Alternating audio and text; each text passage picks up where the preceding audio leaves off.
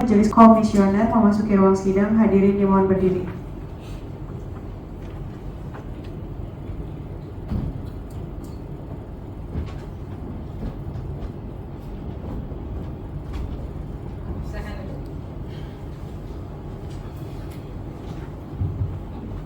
Selamat siang dan salam sejahtera. Sidang Komisi Informasi Pusat dengan nomor register sengketa 143/10-KIPS-3PSI-2023 antara pemohon Aco Ardiansyah terhadap termohon Komisi Pemilihan Umum Republik Indonesia pada hari ini Rabu 1 Oktober 2025 dengan ini dinyatakan dibuka dan terbuka untuk umum. Panitera, para pihak hadir semua. Hadir majelis. Silakan menempati tempat yang sudah disediakan. Pemohon di sebelah kanan majelis, termohon di sebelah kiri majelis.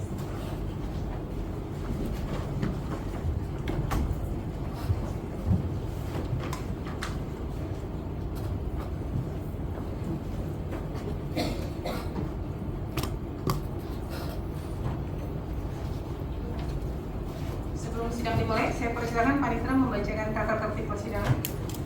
Tata tertib persidangan. 1. Pemohon dan atau kuasanya, termohon atau kuasanya, saksi, ahli, dan pengunjung sidang. A. Menempati tempat duduk yang telah disediakan. B.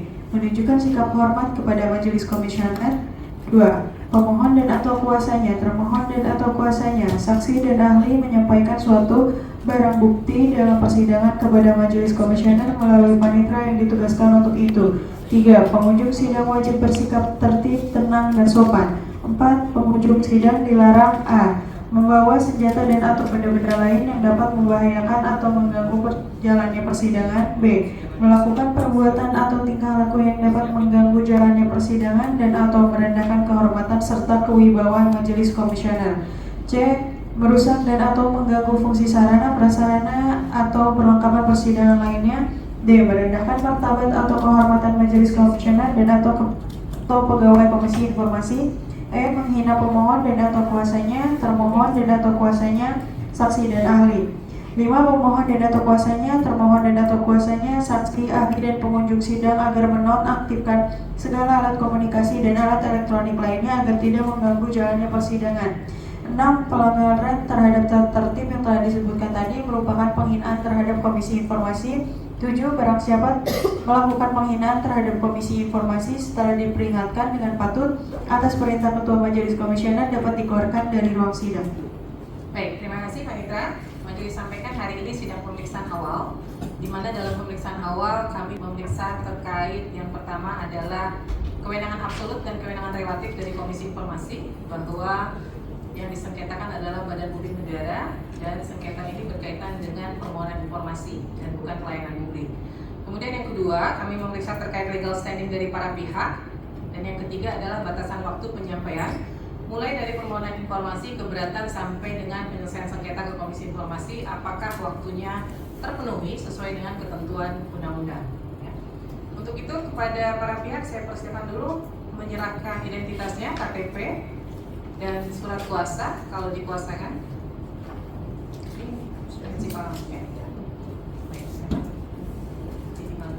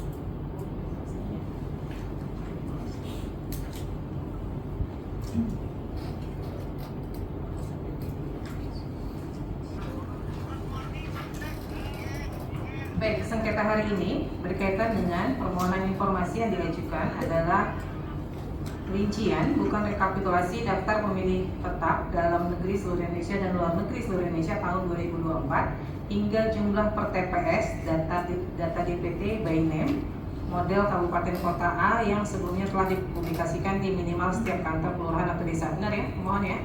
Betul. Ya. Pemohon mengirimkan surat permohonannya di tanggal berapa? Izin. Saya Satu kali aja. tes ya, baik. Saya mengirimkan permohonan pada tanggal 2 Oktober 2023. 2 Oktober atau 27 September? 27 September dan dibuatnya pada di website KPU-nya 2 Ya, enggak, Oktober. permohonannya dulu. Permohonan Permohonannya 27 September 2023 melalui apa dikirimnya? melalui website KPU PPD. Melalui website PBD ya. Ya. Termohon menerima di tanggal 27?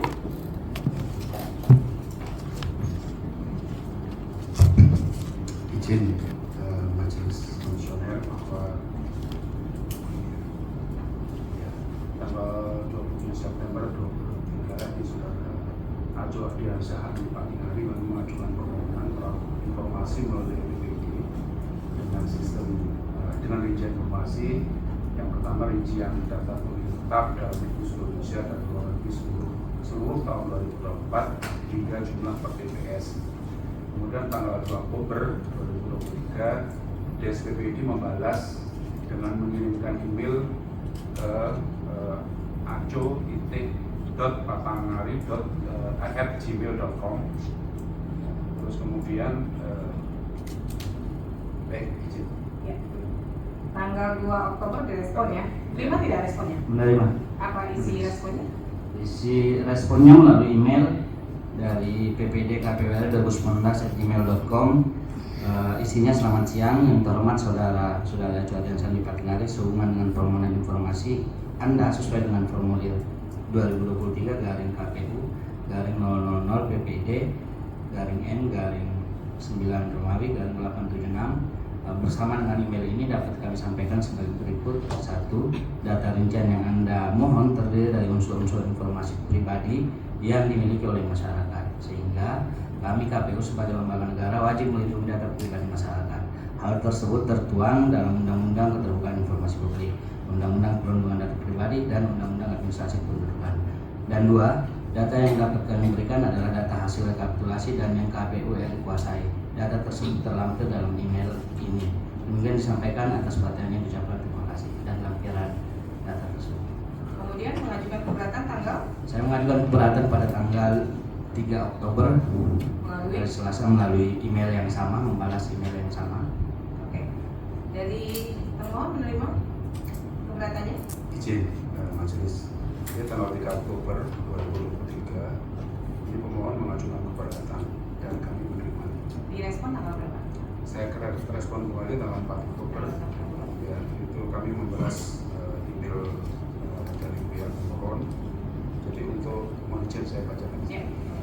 Untuk data yang Anda maksud, data tersebut merupakan data DPT model A Kabupaten Kota sesuai dengan peraturan KPU nomor 7 tahun 2022 tentang pemegang data pemilih pada pemilu tahun 2024. Data DPT by name model KPU Kabupaten A yang dapat salinan dimaksud hanya untuk KPU provinsi, Bawaslu Kabupaten Kota, perwakilan peserta pemilu tingkat kabupaten kota, perangkat pemerintah tingkat kabupaten kota atau sebutan lain, perwakilan partai politik peserta pemilu tingkat kecamatan atau sebutan lain, melalui PPK dan BPS, melalui PPK, jadi PPS melalui PK. Di luar itu tidak dapat kami ambil. Baik. Pemohon menerima surat keberatannya? Menerima. Kemudian mengajukan sengketa di tanggal? Kemudian mengajukan sengketa, izin majelis. Ya. Saya kalau tidak salah melalui aplikasi Ya. SIM juga pada hari yang sama, Tanggal 4. tanggal 4. Kemudian ya saya melakukan permohonan penyelesaian sengketa. Alasannya? Alasannya bahwa informasi tersebut sebenarnya sudah tadi disebarkan di setiap kelurahan dan desa yang ada di seluruh Indonesia, sehingga menurut hemat saya bahwa itu bukan lagi informasi yang bersifat pribadi dan dikecualikan. Kedua, bahwa informasi yang dikecualikan mesti ada suatu keputusan menurut KPI 1 dan 21, sehingga dalam jawaban tersebut juga tidak ada suatu keputusan yang menaikkan tentang ini dikecualikan. Ketiga, bahwa yang saya minta adalah tidak memuat NIK, itu karena menurut hemat saya yang dimaksud data pribadi karena nama bisa semua sama, antara acok saya dengan acok-acok yang lain itu bisa semua sama, sehingga bagi kami itu kemudian tidak menjadi atau publik bisa tahu.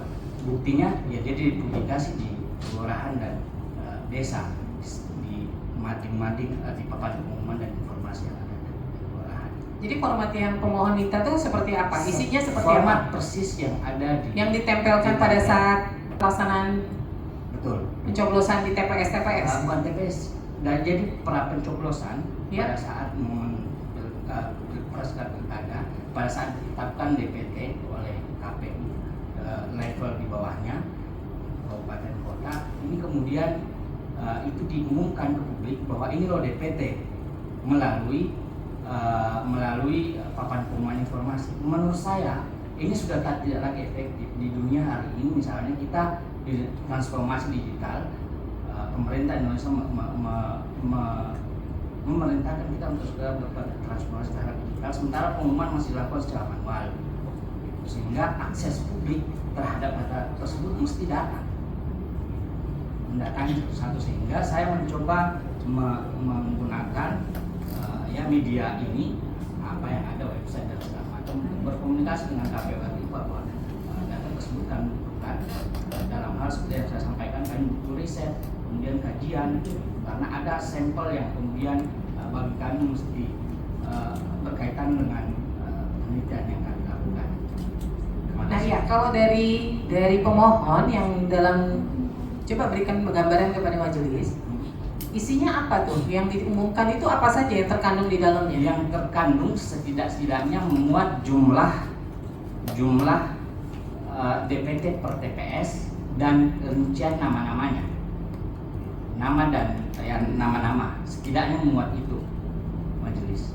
Nah itu Beserta RT RW-nya, dia ada RT, RT RW dan TPS-nya. Nah itu mau digunakan untuk apa?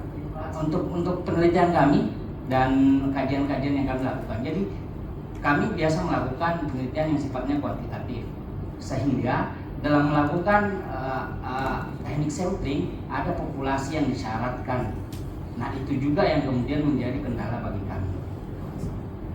Terima kasih. Bikronya apa sih? Lembaga survei atau apa? Betul. Lembaga survei ya?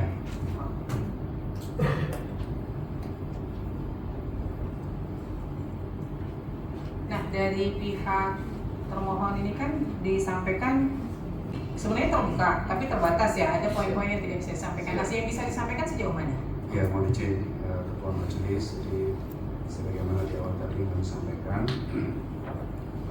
data yang diminta oleh pemohon itu kalau mengacu di pasal 105 ayat 1, pasal 108 ayat 1 dan 113 ayat 1 Peraturan KPU nomor 7 tahun 2022 tentang penyusunan daftar pemilih dan penyelenggaraan pemilihan umum dan sistem informasi data pemilih, ini pada pokoknya menyebutkan bahwa penyampaian salinan daftar pemilih tetap ini kami sampaikan yang pertama kepada KPU tingkat pusat dan tingkat provinsi, kemudian Bawaslu tingkat pusat, tingkat provinsi dan tingkat kabupaten kota, kemudian peserta pemilu tingkat pusat, tingkat provinsi dan tingkat kabupaten kota, kemudian perangkat pemerintah tingkat pusat, tingkat provinsi dan tingkat kabupaten kota disebutkan lain, kemudian perwakilan partai politik serta pemilu tingkat kecamatan atau lain melalui BPK, kemudian kepada BPS melalui BPK. Nah, sehingga dengan demikian maka salinan DPT itu hanya terbatas sampai dengan wilayah kerja, instansi atau lembaga terkait.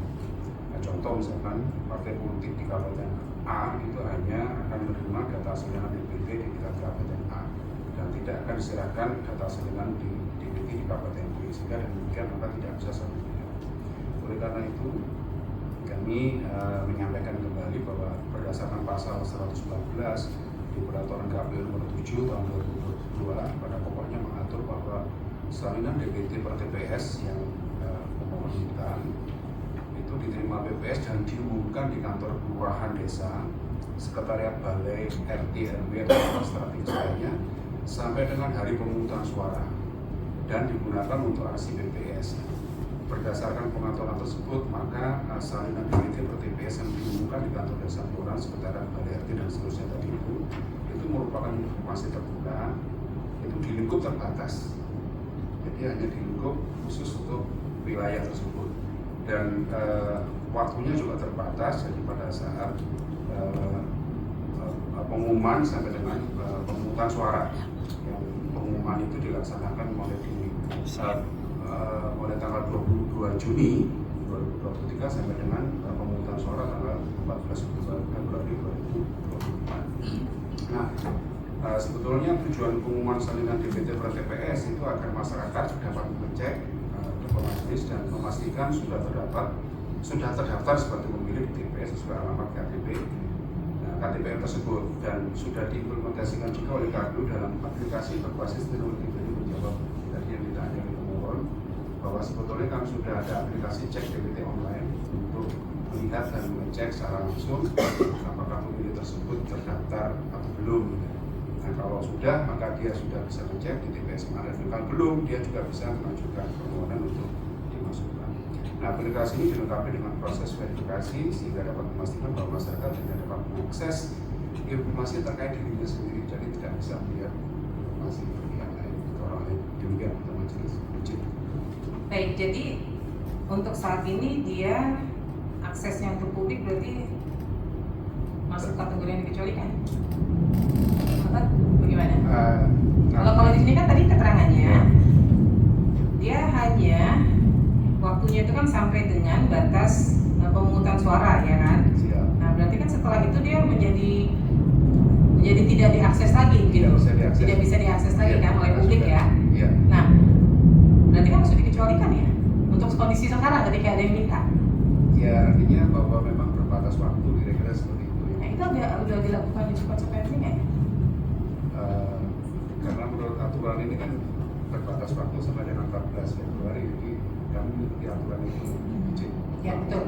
Jadi kalau misalnya ada ketentuan dia hanya berlaku sampai dengan 14 Februari, artinya di kondisi sekarang ketika ada pemohon berarti dia menjadi informasi yang tertutup ya, gitu kan? Nah, itu wajib dilakukan uji konsekuensi, gitu ya.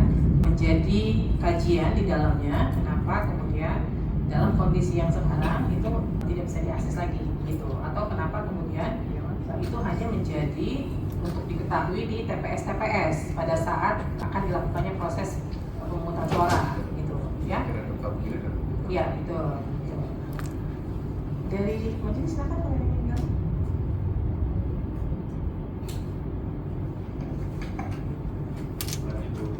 Dua, pihak pemohon ini lembaga survei yang saudara pimpin atau ada di dalamnya apa namanya? Izin majelis, saya boleh bertanya, boleh saya rahasiakan nggak kali? Maksudnya biar majelis aja yang tahu. Boleh nggak? Boleh. Oh, Bapak mau ke depan sini? Boleh ke depan sini? Enggak, maksud saya untuk di forum ini saya tidak kasih tahu saya background pekerjaannya dari mana. Tadi udah ngomong? Darinya, lembaganya mas. Oh, lembaga surveinya. Bapak mau ke depan sini? Mau bisik-bisik sama saya? Apa? Enggak, saya tulis aja majelisnya. Iya. Tulis ditutup pakai amplop. Kecualikan. Nah, itu kan termasuk iya, haknya saudara. Ya. Oke. Ya, jadi lalu saudara sebagai pegiat di lembaga survei tersebut sudah sering melakukan survei melalui lembaga tersebut? Sering. Sudah. Nah, selama ini datanya dari mana? Dari KPU juga? Datanya dari KPU. Selama ini? Dari kabupaten. Selama ini? Ya, selama ini. Sudah berapa pemilu? Kami selama lembaga ini Dari reformasi berarti? ya sekitar pas 10 tahun setelah reformasi. Oh, 10 tahun setelah reformasi. Karena kalau sejak reformasi Bapak masih SD kan? Betul. Nah, jadi sebelum-sebelumnya seluruh data dari KPU kota kabupaten gitu Pak. Betul Majelis. Bisa nggak Bapak bawa bukti-bukti bahwa permohonan-permohonan sebelumnya baik di tingkat provinsi ataupun nasional ataupun kota kabupaten itu pernah diberikan? Baik. Karena kan itu bisa jadi satu fakta persidangan bahwa informasi tersebut di waktu dan tempat yang lain itu pernah diberikan atau pernah tidak dikecualikan. Ya nanti di persidangan setelah ini ya. Atau Bapak bawa enggak? Secara formal kami tidak pernah mengajukan permohonan informasi kepada Kabupaten Kota Majelis. Tapi menurut keyakinan kami terhadap pengetahuan kami bahwa data tersebut terbuka disebabkan sudah dipublikasikan di papan informasi. Itu Majelis. Oh maksudnya survei sebelumnya itu dapatnya dari papan informasi. Ya. Papan informasi ini apa di kemudian kecamatan atau di laman website? data sebelumnya juga kami menggunakan mengajukan permohonan secara non formal Majelis. Non formal. Ya. Non formal itu gimana, Pak? Saya minta Artinya dari teman ke teman. Gitu. Misalnya salah satu teman saya kemudian juga memiliki data yang sama, kita kan berjejaring ya, lembaga ini juga berjejaring, gitu. Jadi tidak kerja masing-masing. Tapi dari KPU. Informasinya dari KPU. Oh ini berarti udah lebih canggih itu. Artinya Lembaga misalnya survei. lembaga survei yang satu, nah ini kita bisa saling mengakses. Oh dari data. lembaga survei yang lain. Ya. Gitu. Itu Majelis. Oh maksudnya informal tuh Bapak bukan meminta secara langsung. Kan, selain tadi melalui teman lembaga survei yang lain.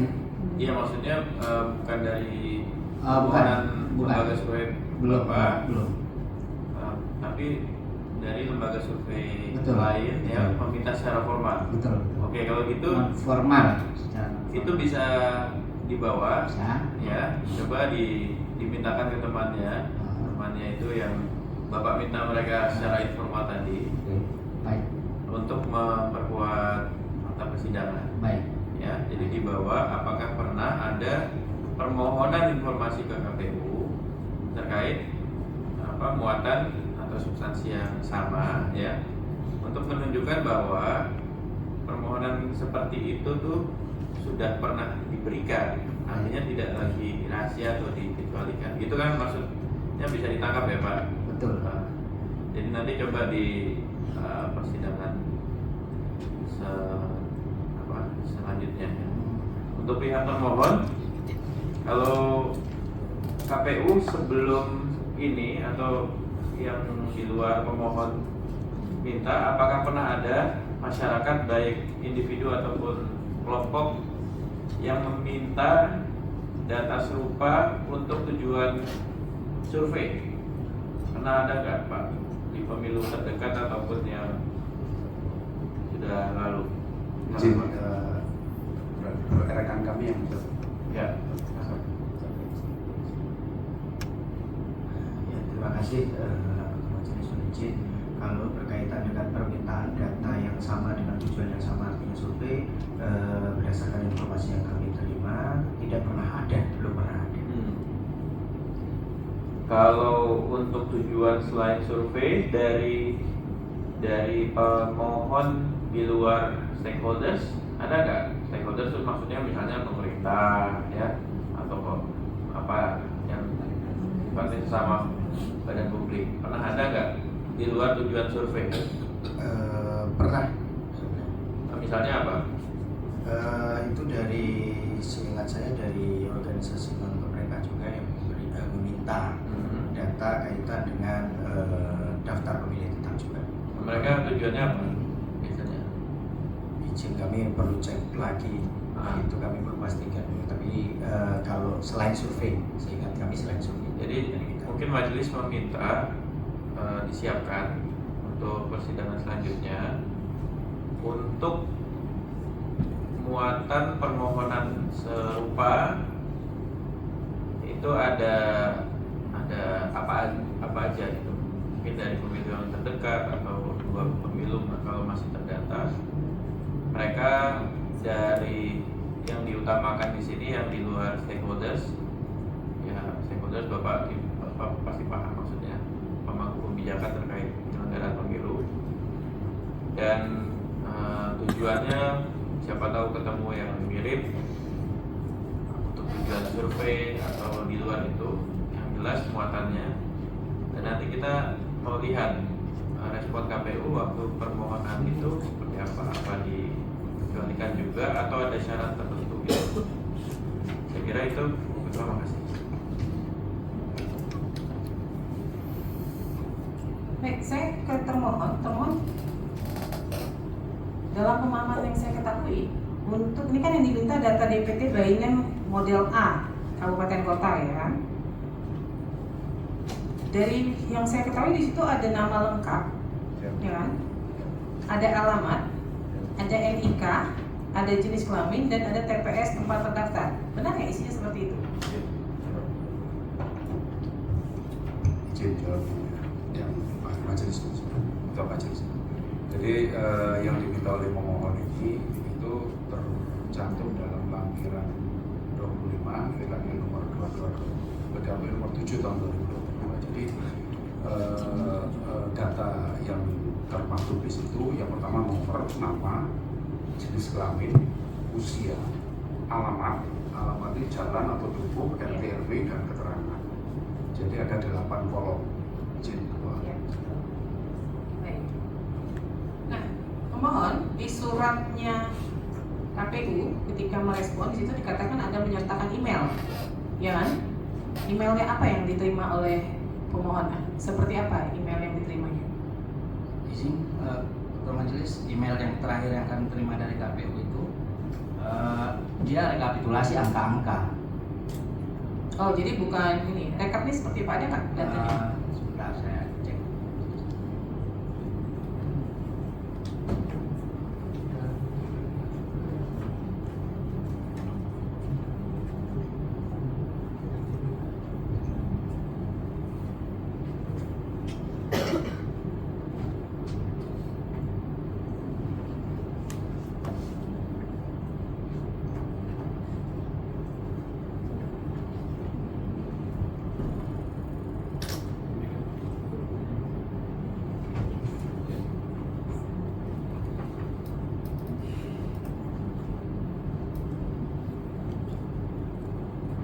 Ya, boleh.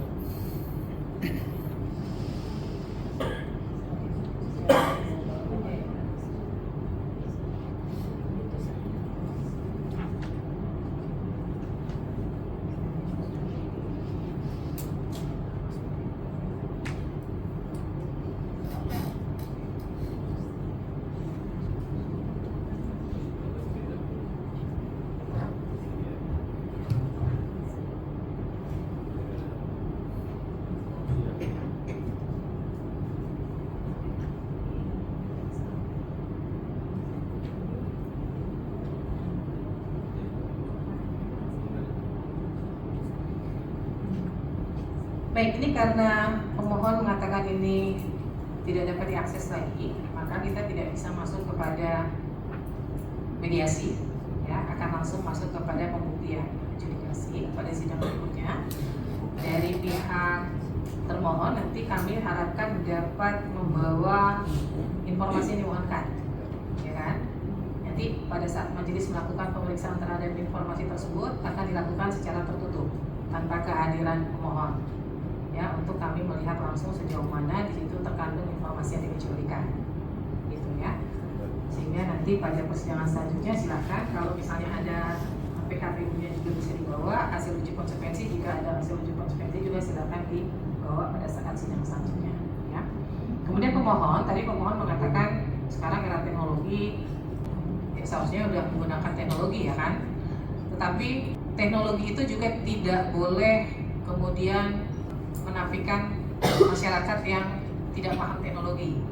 Itu sebabnya dalam hal keterbukaan informasi walaupun ini era teknologi, badan publik itu juga diwajibkan menyediakan akses ketika orang datang langsung, gitu ya. Walaupun mungkin badan publik bilang orang sekarang pakai teknologi, minta informasinya udah lewat email, lewat berbagai saluran yang sudah disediakan, tapi kemudian ada masyarakat yang juga belum paham terkait teknologi. Jadi kita selalu mindsetnya bukan kita yang paham, tapi bagaimana masyarakat yang tidak paham tapi juga bisa mendapatkan hak aksesnya atas informasi. Ya, bahwa itu harus dilakukan secara manual, di badan publik juga permohonan informasi juga harus melakukan manual, yaitu ketentuannya harus seperti itu, ya, pemenuhan hak publik atas informasi. Ya, gitu ya dari pemohon ya. Jadi di era teknologi ini walaupun semua sudah pakai teknologi juga yang manual juga masih tetap harus, ya, karena banyak masyarakat juga yang tidak paham menggunakan teknologi, gitu ya. Jadi demikian. Pada persidangan berikutnya kita masuk ke adjudikasi.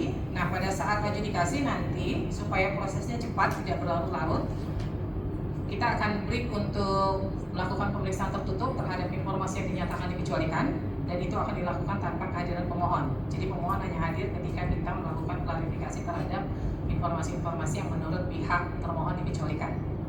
Demikian ya. Demikian ya. Pihak termohon ada yang ingin disampaikan lagi? Ya, terakhir majelis cuma ingin supaya mengerti akhir bahwa saya tidak merepresentasikan lembaga yang tempat saya bekerja, Ya. tapi saya mengatasnamakan pribadi. Pribadi, Ini ya. juga untuk diketahui oleh termohon. Ya, baik. Terima kasih. Baik, terima kasih. Dari termohon ada yang ingin disampaikan, silakan. Izin Ya. Ketua Majelis hanya mempertegas saja. Tadi sebagaimana pertanyaan Ketua Majelis kan menanyakan kepada pemohon berkaitan dengan background. Pemohon disampaikan di dalam persidangan ini sebagai survei. Sementara dari data yang kami terima, detail permohonan informasi yang disampaikan melalui itu jenis permohonan perorangan. Jadi kami mohon izin melalui majelis pertegas kembali apakah ini perorangan atau kemudian lembaga survei, karena dalam pandangan kami sebagai termohon ada konsekuensi yang berbeda antara perorangan dengan lembaga survei atau badan hukum begitu. Ya, jadi pemohon ini dia memohon informasi atas nama perorangan. Saya tadi cuma menanyakan terkait backgroundnya apa, keterkaitannya dengan informasi yang diminta nih, gitu ya. Jadi relevansinya apa sih meminta DPT gitu? Ya, karena kalau masyarakat biasa umum yang nggak paham DPT tiba-tiba minta nih kan untuk apa penggunaannya? Maka saya tadi melihat dulu sejauh mana pemohon ini punya kepentingan juga dengan informasi yang diminta, gitu ya. Tapi berdasarkan permohonannya yang bersangkutan meminta atas nama pribadi, ya kan? Jadi syaratnya memang cukup fotokopi KTP, ya. Sekian ya. Ya, silakan. Baik, silakan.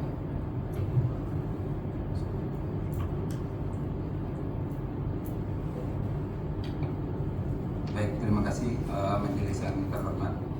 Jadi mungkin gambaran secara umum terkait dengan data yang diminta tadi sudah disampaikan, ada nama, jenis kelamin, usia, dan alamat.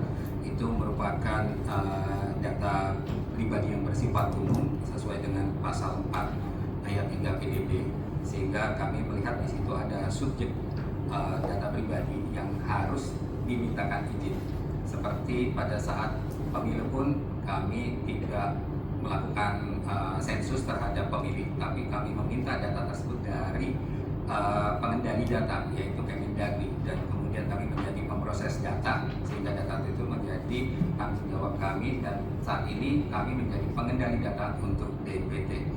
Dan kemudian terkait dalam pemberian data di pasal 21 juga di Undang-Undang PDB itu disampaikan bahwa legalitas dari pemproses data itu harus jelas di sana.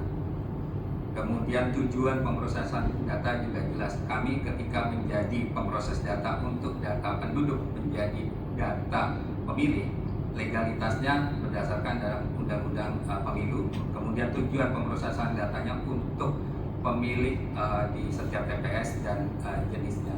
Sehingga terkait dengan data pribadi ini, karena ini terkait dengan data seluruh warga negara Indonesia yang terdaftar dalam pemilih, yang nanti apabila ini diberikan kepada pihak lain, maka pihak lain mempunyai seluruh data dari Sabang sampai Merauke 250 8 juta by name by address, dan itu menjadikan tanggung jawab dari KPU sebagai pengendali data pemilih yang sesuai dengan Undang-Undang PDB, ada tanggung jawab dan kewajiban yang harus KPU lakukan. Mungkin itu saja dari kami. Terima kasih Majelis. Ya betul, makanya saya meminta informasinya nanti dibawa dulu supaya majelis punya gambaran nih untuk melihat. Nanti kan kita kaitkan dengan berbagai peraturan dan undang-undang yang ada. Misalnya tadi alamat dikecualikan berdasarkan undang-undang PDP. Kemudian apalagi sih isi di dalam yang model A ini, yang kemudian itu apakah kemudian seluruhnya harus ditutup atau memang ada mungkin bagian-bagian yang bisa diakses gitu. Nah itu nanti baru kita masuk ke adjudikasi. Ya, kita mendalami lebih lanjut sejauh mana itu bisa diakses oleh publik atau memang ketika pemilunya sudah selesai itu menjadi tertutup sekali gitu ya. Jadi nanti pada saat adjudikasi saja majelis mencoba mengkaji dulu, karena kan kami belum punya gambaran nih, bayangan ya, bukan orang KPU juga, kami nggak punya bayangan itu seperti apa sih informasinya begitu, sehingga mesti dilihat dulu ya. Demikian ya, demikian ya mohon ya. Cukup ya, ada lagi silakan. Satu kali aja. Pencet lagi, satu kali lagi. Ya. Tes. Baik, terima kasih Pak Ketua. Izin mungkin sedikit saja, masih berkaitan dengan legal standing ya, ataupun kemudian yang sempat dipertanyakan oleh Pak Ketua dan anggota terkait dengan kehadiran pemohon yang kemudian menyembunyikan identitasnya ataupun lembaga survei yang kemudian menjadi background dari permintaan pemohon ini, yang itu juga kita pertanyakan ya, di tengah kebebasan berserikat dan berkumpul, mengapa ditutup-tutupi ya terkait dengan alasan backgroundnya. Dan mungkin untuk lebih mempertegas terkait dengan hal tersebut, mungkin pemohon bisa menghadirkan juga kaitan dengan kalau memang terafiliasi dengan surveyor ataupun lembaga, pasti kan ada SK yang kemudian menyatakan bahwa yang bersangkutan memang punya background tersebut untuk tujuan apa itu dalam proses permohonan data. Mungkin itu saja yang mulia. Terima kasih. Ya, jadi saya sekali lagi menegaskan, karena pemohon ini atas nama perorangan, maka kalau atas perorangan kan sebenarnya siapa saja boleh meminta, siapapun. Kita nggak melihat ya posisinya apa atau apa gitu. Cuma tadi kan majelis juga perlu tahu nih kepentingan untuk mendapatkan informasi itu akan digunakan untuk apa gitu kan. Kalau dia mahasiswa kan kita bisa tahu mungkin untuk penelitian dan sebagainya, sebagai posisi dia sebagai mahasiswa. Karena dia mintanya sebagai perorangan, maka tidak ada kewajiban kemudian dia harus menyebutkan lembaga surveinya apa gitu ya. Makanya saya tidak menggali lembaga surveinya apa, sebenarnya saya tidak mau tahu namanya apa, cuman bahwa itu yang bersangkutan memang terlibat di lembaga survei itu saja. Oh oke, berarti dia punya kepentingan nih sebenarnya terhadap informasi itu begitu. Jadi ada keterkaitannya lah gitu kan. Tadi kan saya bilang kalau yang minta orang awam, saya tanda tanya majelis kepentingannya untuk apa, karena DPT itu bukan informasi yang umum untuk diminta oleh masyarakat gitu ya kan.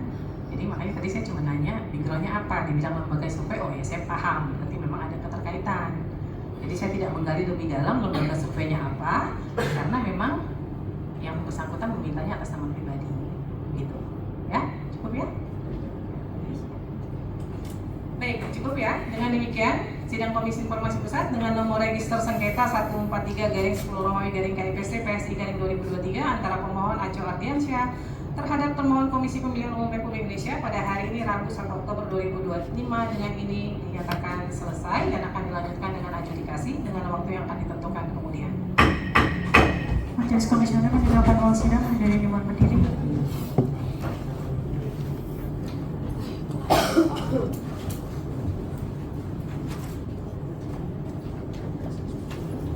Sidang selesai, hadirin dipersilakan meninggalkan ruang sidang.